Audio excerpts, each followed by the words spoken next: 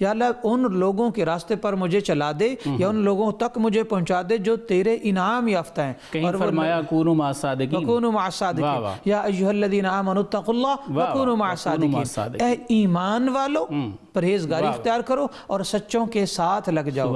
تو یہ جو سچوں کے ساتھ جو سچے ہوتے ہیں ان کی دعا بھی قبول فرماتا ہے اللہ. اور جو سچے اگر نہیں، ہم جیسے گناہگار ہیں، تو جب وہ سچوں کے ساتھ لگ جاتے ہیں تو اللہ تعالیٰ ان کی دعائیں بھی ان سچوں کے ذریعے قبول فرماتا ہے. یہی وجہ ہے کہ ہم اولیاء سے دعائیں کرواتے ہیں، اساتذہ سے، علماء سے، جمعے کے مجمعوں میں، اور نیک لوگوں سے، اور ماں باپ سے، اور حفظ کرنے والے بچوں سے، اور علماء سے، اور طلباء سے، اور غازیوں سے، عمرہ سے واپس پلٹنے والوں سے، حج کرنے والوں سے. ہم کہتے ہیں دعا کریں، اور یہ کہنا چاہیے. رفاعی صاحب یہ ارشاد فرمائیے کہ تقدیر کے بارے میں بعض لوگ یہ خیال کرتے ہیں کہ حدیث شریف کا بھی حوالہ دیتے ہیں کہ قلم لکھ کے تقدیر تو خشک ہو چکا ہے، تو وہ جبر کے قائل ہیں، کہتے ہیں جی اب کچھ نہیں ہو سکتا، تقدیر ہماری جیسی لکھی گئی ہے وہ ویسا ہو ہی جانا ہے.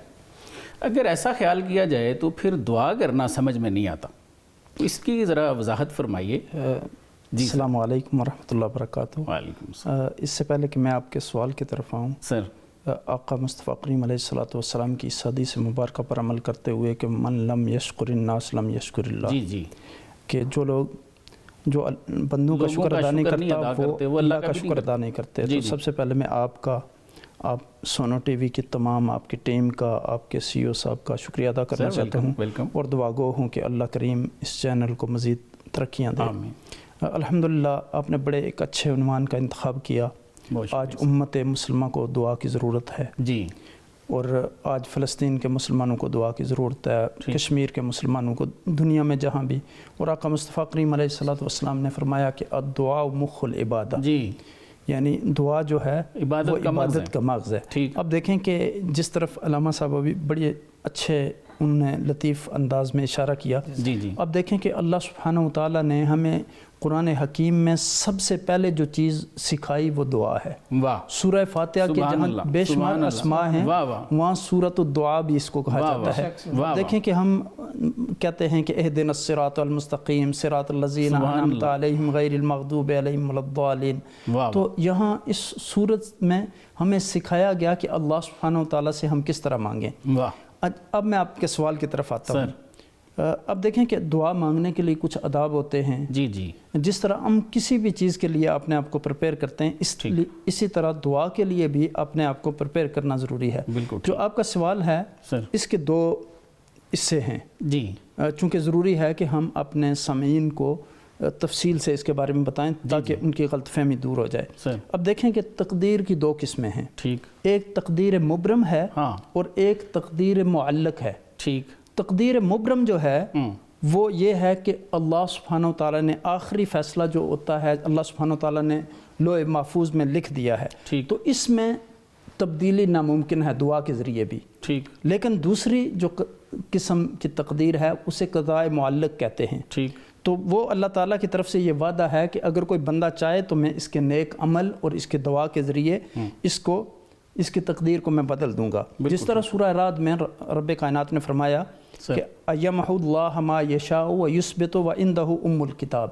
یہ سورہ رعد کی آیہ کریمہ ہے. اللہ تعالیٰ کہتے ہیں کہ جس طرح لکھے ہوئے کو چاہتا ہے اللہ سبحانہ وتعالیٰ مٹا دیتا ہے، اور جسے چاہتا ہے اسے ثبت فرما دیتا ہے، اور اسی کے پاس اصل کتاب یعنی لوح محفوظ ہے. اور پھر آپ دیکھیں کہ حضرت عمر جو خلیفۃ المسلمین تھے، خلیفہ ثانی، ان کے زمانے میں شام میں جب طاعون کی وبا پھیلی، اور اس زمانے میں حضرت عمر رضی اللہ تعالیٰ عنہ سفر پر تھے، تو حضرت عمر رضی اللہ تعالیٰ عنہ جو تھے وہ بعد جن علاقوں میں وہ وبا زدہ تھے ان کی طرف آپ نہیں بڑھے، بلکہ صحابہ کرام رضوان اللہ علیہ مجمعین سے آپ نے مشورہ کیا، کنسلٹ کیا.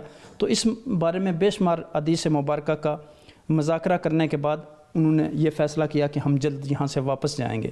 تو حضرت ابو عبیدہ رضی اللہ تعالیٰ عنہ نے فرمایا کہ اتفر من قدر اللہ، کہ کیا تم اللہ سبحانہ وتعالیٰ کی قدر سے بھاگنا چاہتے ہو؟ اللہ اکبر. تو حضرت عمر رضی اللہ تعالیٰ عنہ نے بڑے نفیس انداز میں اس کا جواب دیا کہ افر من قضاء اللہ الی قدر اللہ. سبحان اللہ. انہوں نے فرمایا کہ میں اللہ کی قضاء سے اس کی قدر کی طرف بھاگتا ہوں. بعض روایات میں یہ لفظ بھی آتے ہیں کہ نفر من قدر اللہ الی قدر اللہ، یعنی اسی کی نسبت میں اور بھی بہت ساری حدیث ہیں، جس طرح یہ حدیث بڑی مشہور ہے اس باب میں کہ لا يرد القضاء الا الدعاء ولا يزيد في الامر الا البر، یعنی صرف دعائے قضاء کو ٹالتی ہے اور صرف نیکی عمر میں اضافہ کرتی ہے۔ یہ جامعہ ترمذی شریف کی حدیث ہے۔ بالکل ٹھیک۔ اور اس حدیث کی تشریح میں شارحین نے لکھا ہے کہ اس میں حدیث میں جو وہ عمر رضی اللہ تعالیٰ عنہ مراد ہیں، جس کا تعلق تقدیر معلق سے ہے۔ جی جی، یعنی مثلا کسی کے تقدیر معلق میں لکھا ہے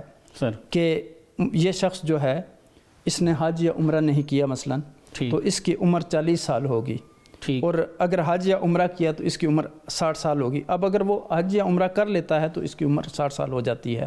اسی طرح کوئی بھی اگر صالح آدمی دعا کرتا ہے تو تقدیر معلق اس دعا کے ذریعے تبدیل ہو جاتی ہے۔ اب دیکھیں کہ بے شمار ایسے لوگ ہوتے ہیں جن کے ہاں اولاد نہیں ہوتی، وہ صالحین کے پاس جاتے ہیں، متقی اشخاص کے پاس جاتے ہیں، تو وہ دعا کرتے ہیں تو ان کی تقدیر بدل جاتی ہے۔ بالکل ٹھیک۔ اب دیکھیں جس طرح کہتے ہیں کہ اولیاء کی ایک نظر جو ہے وہ لوگوں کی تقدیر کو بدل دیتی ہے۔ سبحان اللہ۔ میں آپ کے سامنے یعنی چونکہ میرے ذہن میں یہ واقعہ آ گیا، اس کے ساتھ ریلیٹ ہے۔ ہم ٹرکی میں تھے، ہماری انٹرنیشنل تصوف کانفرنس ہوتی ہے 12 سالوں سے وہاں، جس میں تقریباً 40 سے زائد ممالک کے لوگ شرکت کرتے ہیں۔ تو ایک ہمارے شیخ ہیں مراکو کے، مغرب کے، مراکش سے، شیخ حمزہ بو حمامہ ان کا نام ہے۔ اس وقت وہ تقریباً 95 یا 96 ایئر کے ہیں۔ ٹھیک ہو گیا۔ تو تیسرے دن ہمارا ٹرپ ہوتا ہے ایک صحابہ اکرام کے مزارات پر، صالحین کے جتنے بھی ترکی میں مزارات ہیں۔ تو ہم سیدنا ابو ایوب انصاری رضی اللہ تعالیٰ عنہ کے مزار پر جا رہے تھے۔ تو میں نے ایک ہاتھ ان کا پکڑا ہوا تھا، دوسرا ہاتھ ان کے بیٹے پروفیسر نے مراکو یونیورسٹی میں، ان نے پکڑا ہوا تھا۔ تو ہم جب بالکل مزار کے سامنے گئے تو ایک خاتون ٹرکش آگے سے آ رہی تھی، اور اس کے بال کھلے ہوئے تھے، ویسٹرن لباس پہنا ہوا تھا۔ بس اس نے شیخ صاحب کے چہرے کی طرف دیکھا تو فوراً چلانا چیخنا شروع ہو گئی، اور مجھے کہا کہ شیخ صاحب سے کہیں کہ دعا کریں۔ اور جب ہم مزار کے اندر گئے، انہوں نے مزار کھولا، ہم نے اندر جا کے دعا کی، باہر نکلے تو اس نے عبایا پہنا ہوا تھا اور سر پہ دوپٹہ لیا ہوا تھا، اور مجھے کہا کہ میں شیخ صاحب کی بیعت ہونا چاہتی ہوں۔ اب دیکھیں کہ صالحین کی صحبت میں جس طرح آقا مصطفیٰ کریم علیہ السلام نے فرمایا کہ آپ اگر ایک عطر فروش کے پاس بیٹھیں گے تو خوشبو آئے گی، اور اگر ایک لوہار کے پاس بیٹھیں گے تو جب وہ شرارے اس سے پسینہ نکلے گا تو بدبو آئے گی۔ تو نیک لوگوں کی صحبت سے کافی انسان کو جو ہے وہ دعا بھی ملتی ہے، اور بعض لوگ جو صالحین اور نیک ہیں وہ دعا نہیں بھی کرتے تو ان کے دل سے جو چیز نکلتی ہے وہ اللہ سبحانہ وتعالیٰ میں نے ایک بزرگوں سے ایسا سنا، انہوں نے فرمایا کہ دعا جو ہے نا یہ خیال ہوتا ہے، جب خیال آپ کسی کے بارے میں کرتے ہو تو دعا ہو گئی ہے۔ توجہ۔ اور اس میں دوسرا مطلب یہ بھی بیان کیا گیا کہ اس حدیث میں عمر کے بڑھنے میں عمر میں برکت ہونا ہے، ٹھیک، یعنی اور زیادہ نیک اعمال کی توفیق انسان کو ملنا ہے۔ اصل تو انسان کی زندگی وہی ہے جس میں انسان کو نیک اعمال کرنے کی توفیق مل جائے، اللہ سے مانگنے کی توفیق مل جائے۔ اب دیکھیں کہ آقا مصطفیٰ کریم علیہ السلام اپنے صحابہ اکرام کو ہمیشہ یہ تعلیم دیتے تھے کہ ہمیشہ اللہ سے مانگیں، اور آقا مصطفیٰ کریم علیہ السلام کی یہ سنت ہے کہ آپ جب، چونکہ نماز بھی بیسیکلی ایک دعا ہے، تو آقا مصطفیٰ کریم علیہ السلام جب بھی کوئی مشکل وقت آتا تو آپ 2 رکعت نماز پڑھتے تھے صلاۃ الحاجہ، اور دعا مانگتے تھے۔ بالکل ٹھیک، بالکل ٹھیک۔